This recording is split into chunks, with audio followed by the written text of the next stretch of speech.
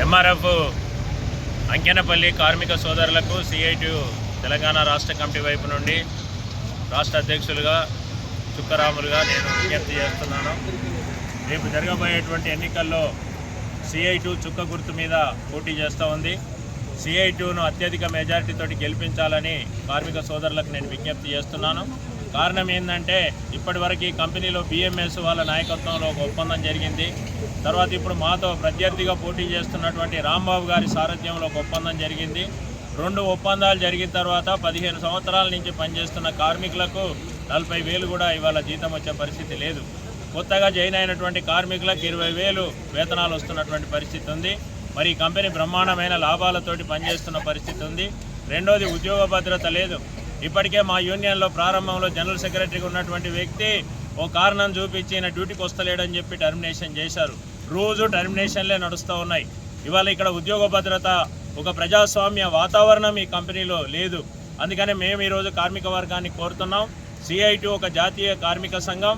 ఇవాళ సంగారెడ్డి జిల్లాలో జహీరాబాద్ నుండి పటాన్ చెరువు వరకు ప్రతి పారిశ్రామిక వాడలో కూడా ఇవాళ సిఐటియు ఒక అగ్రగామి దళంగా పనిచేస్తూ ఉన్నది.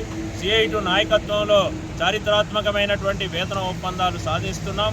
కార్మికులను ఇవాళ రెగ్యులరైజ్ చేస్తున్నాం.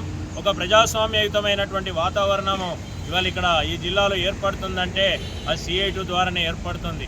పోయిన నెలలోనే సుమారుగా 6 కంపెనీలలో ఎన్నికలు జరిగితే 5 కంపెనీలలో సిఐటియు గెలిచిందంటేనే మరి సిఐటియు ఏ రకంగా కార్మికులతోటి ఇవాళ మమేకమై పనిచేస్తున్నదో మరి మేము ఇంతకంటే ఉదాహరణ చెప్పాల్సిన అవసరం లేదు.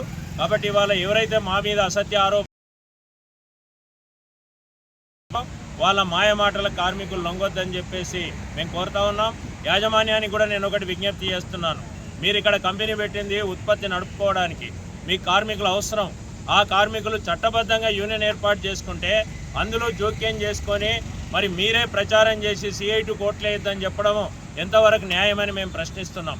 ఇది మీ డ్యూటీ కాదు. ఇవాళ మీరు పని చేయించుకోవాలి, క్రమశిక్షణతోటి కంపెనీ నడుపుకోవాలి తప్ప కార్మిక సంఘ కార్యకలాపాల్లో యాజమాన్యం దానికి మేనేజ్మెంట్ కమిటీ కావద్దని చెప్పి కూడా మేము కోరుతా ఉన్నాం. స్వేచ్ఛాయుతమైన వాతావరణంలో ఎన్నికలు జరిగేట్టుగా ఇవాళ లేబర్ కమిషనర్ కూడా చర్య తీసుకోవాలని చెప్పి కూడా ఈ సందర్భంగా నేను విజ్ఞప్తి చేస్తూ, రేపు సిఐటియును బ్రహ్మాండమైన మెజారిటీతో గెలిపిస్తే మేము ఒక చారిత్రాత్మకమైన వేతన ఒప్పందం, ఇతర సమస్యల్ని కంపెనీలో పరిష్కారం చేస్తామని చెప్పి కూడా ఈ సందర్భంగా కార్మికులకు హామీ ఇస్తూ చుక్క గుర్తు మీద ఓట్లేయాలని చెప్పి మేము కార్మికులకు విజ్ఞప్తి చేస్తాం.